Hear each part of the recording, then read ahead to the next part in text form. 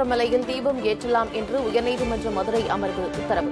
தனி நீதிபதியின் தீர்ப்புக்கு எதிரான தமிழக அரசின் மேல்முறையீட்டு மனுவும் முடித்து வைப்பு.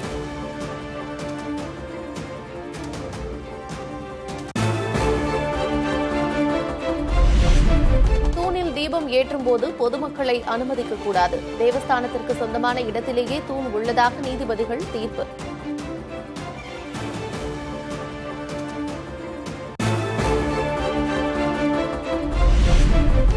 தீபம் ஏற்றினால் பொது அமைதிக்கு பிரச்சினை ஏற்படும் என்று அரசு காரணம் காட்டுவது ஏற்கத்தக்கதல்ல.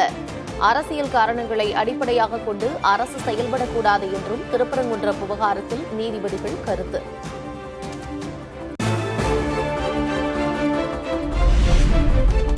சென்னை தலைமைச் செயலகத்தில் முதலமைச்சர் மு க ஸ்டாலின் தலைமையில் அமைச்சரவை கூட்டம். ஆளுநர் உரையில் இடம்பெற வேண்டிய அம்சங்கள் குறித்து ஆலோசனை.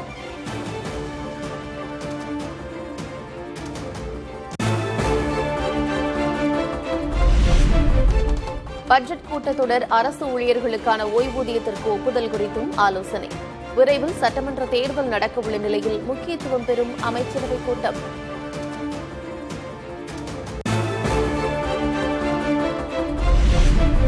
உலகம் உங்கள் கையில் திட்டத்தில் மடிக்கணினி பெற்ற மாணவிகள் முதலமைச்சர் மு க ஸ்டாலினுடன் சந்திப்பு. முதல்வருக்கு நேரில் நன்றி தெரிவித்த சென்னை ராணிமேரி கல்லூரி மாணவிகள்.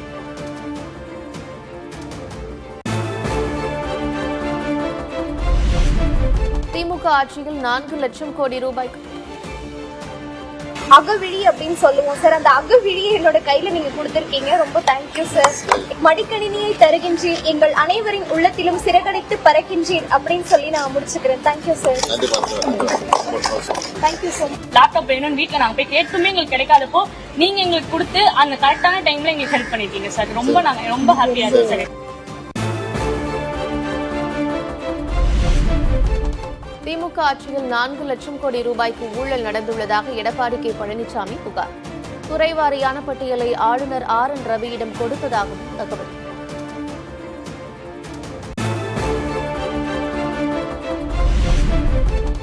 திமுக ஆட்சியில் நடந்த ஊழலை விசாரிக்க கமிஷன் அமைத்திடுக ஆளுநரிடம் எதிர்க்கட்சித் தலைவர் பழனிசாமி வலியுறுத்தல்.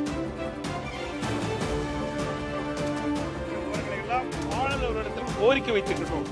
இந்த 4.5 ஆண்டு காலத்தில் பல்வேறு துறைகளில் நடைபெற்ற 4 லட்சம் கோடியை இதை ஒரு விசாரணை கமிஷன் அமைத்து விசாரிக்க வேண்டும். இந்த விசாரணை கமிஷனுக்கு உச்சநீதிமன்ற ஓய்வு பெற்ற நீதிபதியை நியமிக்க வேண்டும் என்று கோரிக்கை வைத்திருக்கின்றோம்.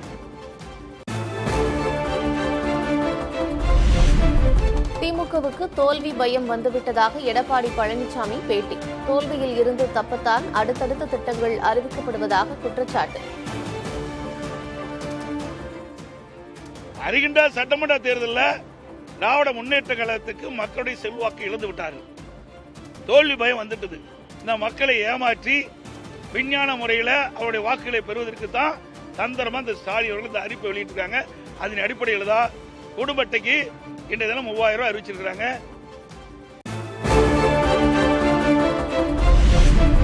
திமுக அரசு தேர்தலின் போது கொடுத்த வாக்குறுதிகளை நிறைவேற்றவில்லை என்று பழனிசாமி குற்றச்சாட்டு.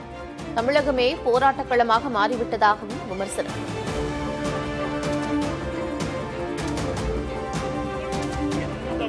அறிவிப்புகள் 2021ஆம் ஆண்டு அறிவிச்சாங்க.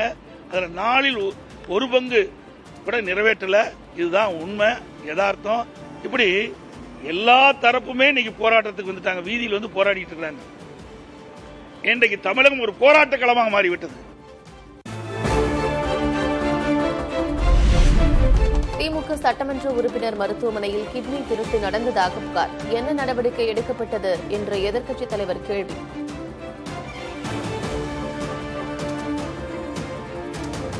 கிட்னி முறைகேடு நடந்தது உண்மை என்று அரசுக்கு அறிக்கை தாக்கல் செய்யப்பட்ட பிறகு இதுவரைக்கும் என்ன நடவடிக்கை எடுத்திருக்குது? அது யாருடைய மருத்துவமனை? திமுக சட்டமன்ற உறுப்பினருடைய மருத்துவமனை. அதனால நடவடிக்கை எடுக்கல. தமிழ்நாடு அரசு என்ன நடவடிக்கை எடுத்தது? இந்த முதலமைச்சர் என்ன நடவடிக்கை எடுத்திருக்கிறார்?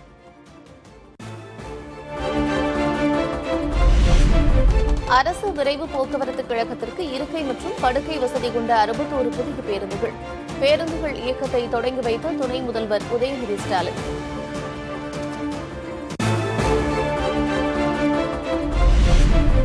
புதுச்சேரியில் மின்துறையை தனியார் மயமாக்க வெளியிடப்பட்ட டெண்டர் ரத்து.